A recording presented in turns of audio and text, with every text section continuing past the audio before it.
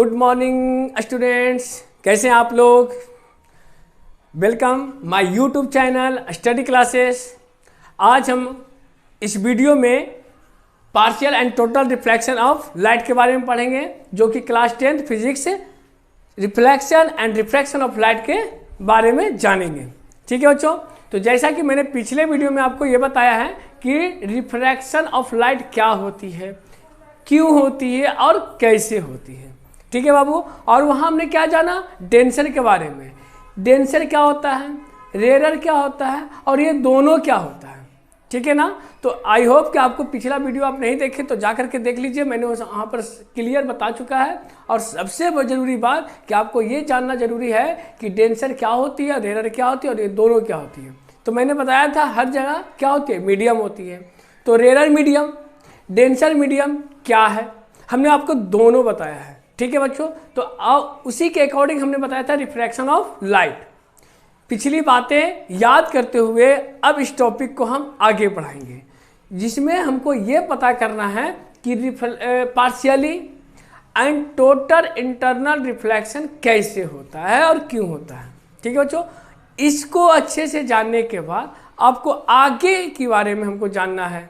जैसे सनसेट और सनराइज के समय हमें वो रेड क्यों दिखाई देती है, रेनबो का फॉर्मेशन क्यों होता है। ठीक है बच्चों, स्टार ट्विंकिंग क्यों होती है, प्लैनेट क्यों नहीं, ये बहुत सारे सवालों का जवाब हम देंगे। लेकिन उससे पहले हम ये जानेंगे कि पार्शियली और टोटल इंटरनल रिफ्लेक्शन क्या होता है। तो बच्चों समझो, आप इस फिगर को देखो और इस फिगर में देखने के बाद आपको कुछ क्लियर होगा। देखो बाबू, ये है एक वाटर, ये एक टैंक है जिसमें रखा हुआ है क्या बाबू, वाटर। ओके ना। तो हम इसे डिनोट कर सकते हैं किससे, वाटर। और वाटर का मॉलिक्यूल्स आपस में पास पास होती है। तो we can say water is a denser, we can say water is a denser medium, कोई डॉट नहीं होना चाहिए। ओके, एंड ये जो है आपका क्या है बाबू, एयर है। और एयर का मॉलिक्यूल है ना, as a comparison of water क्या होता है, दूर दूर होता है। तो we can say air is a rare medium. चलो, तो एयर क्या हो जाएगा, रेयर मीडियम, नो डाउट। अब आगे हम इस बात को अच्छे से समझते हैं।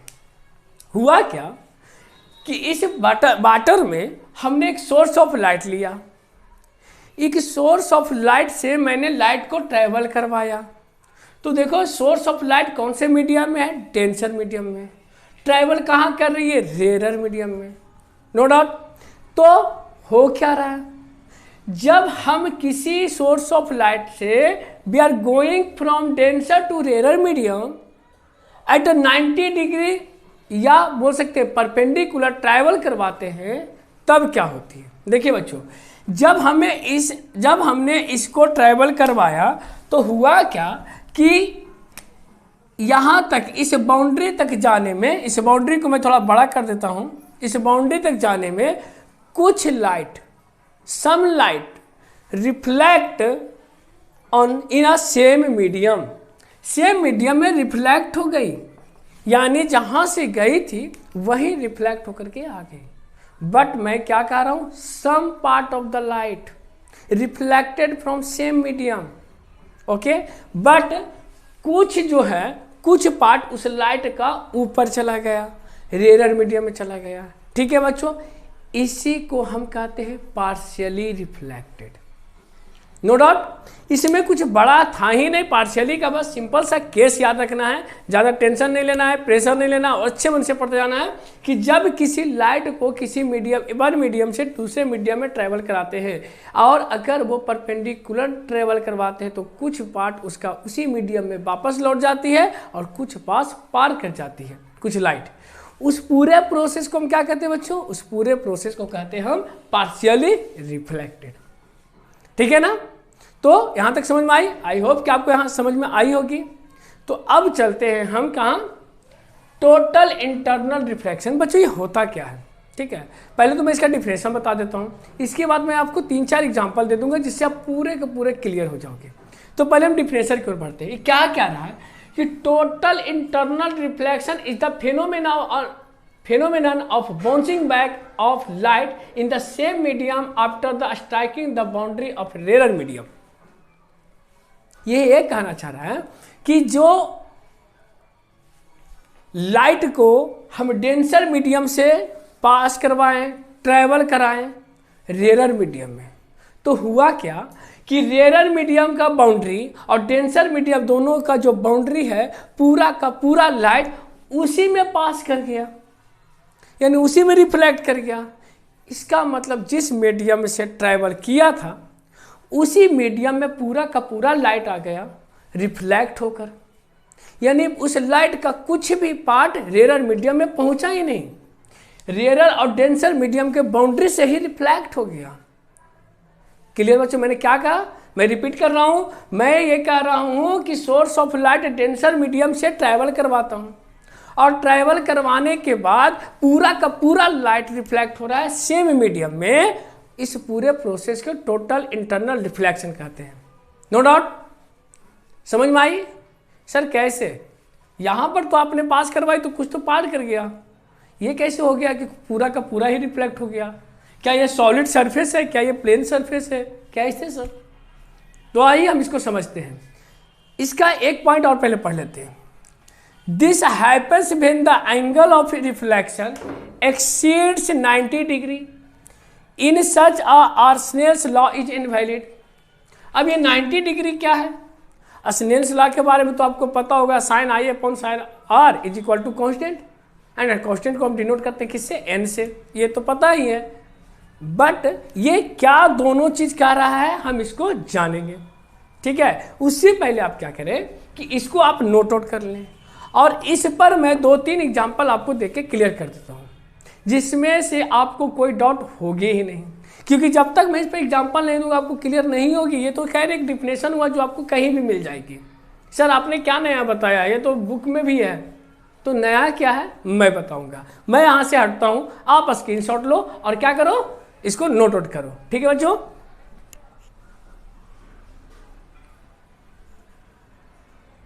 तो बच्चों अब हम समझते हैं उसको एग्जाम्पल से कि टोटल इंटरनल रिफ्लेक्शन क्यों हुआ और कैसे हुआ, ठीक है? बस इसको ध्यान से देखना, क्योंकि यहाँ पर अगर आप थोड़ा सा भी ध्यान हटाते हो तो आपको ये कुछ चीज़ें डाउटफुल हो जाएगी, कुछ कन्फ्यूजन क्रिएट हो जाएगी, और मैं नहीं चाहता हूँ, इनफैक्ट आप भी नहीं चाहोगे कि आप पढ़ रहे हो तो कोई कन्फ्यूजन हो, ठीक है? तो इस बात को तुम ध्यान से देखना, क्या मैं बोल रहा हूँ, क्या जो मैं बोल रहा हूँ वो क्लियर बोल रहा हूँ, क्या सही बोल रहा हूँ, क्या वो सही ऐसा होता है, सारी बात को गौर करना।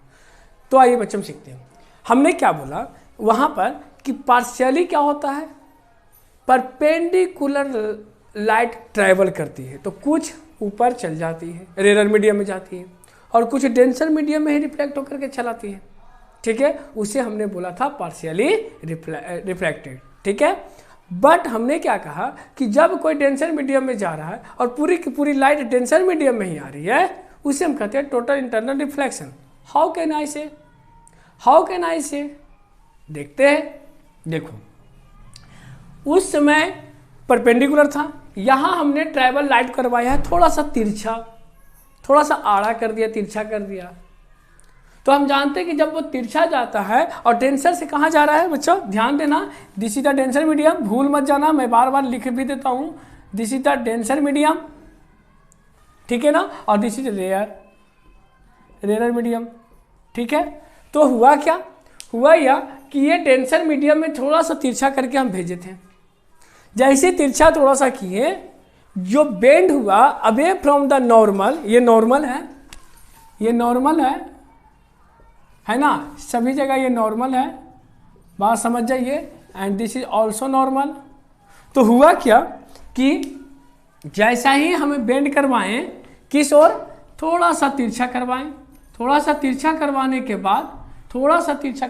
बाद वो क्या हो रहा है कि बेंड हो रहा है, थोड़ा सा क्या हो रहा है, बेंड हो रहा है, ठीक है ना? जब ये बेंड हुआ तो आप क्या देखोगे, देखना कि जो आई एंगल है, इंसिडेंस एंगल, देखो यहाँ पर लिखा हुआ light bends away from the normal, that is the angles of incidence I is smaller than the angle of refraction R।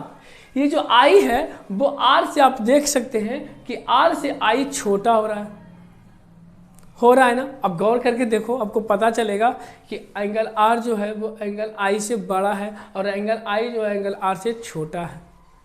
ठीक है बच्चों, अब ध्यान दो, मैं थोड़ा सा और तिरछा किया और लाइट ट्रेवल करवा दिया, तो देखो एंगल R1 इस बार मैं मान लिया एंगल R1 बड़ा हो जा रहा है किससे, एंगल I से, I1 से।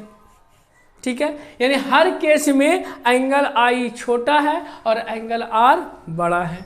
यहाँ पर साफ साफ लिखा हुआ है I is smaller than angle of refraction R। कोई दिक्कत? चलिए, एक ऐसा स्थान आता है कि इस बाउंड्री पर ही क्या होता है, मिल जाता है। देखिएगा इसे गौर से, मैंने इसे इतना तिरछा करवाया कि मैंने इसे इतना तिरछा करवाया कि ये लास्ट में जो बेंड हुआ है ये डेंसर और रेयर के बाउंड्री पर जाके बेंड हो गया है। ध्यान दीजिए, ये रेयर और ये डेंसर के बाउंड्री पे जाके क्या हो गया है, बेंड हो गया है।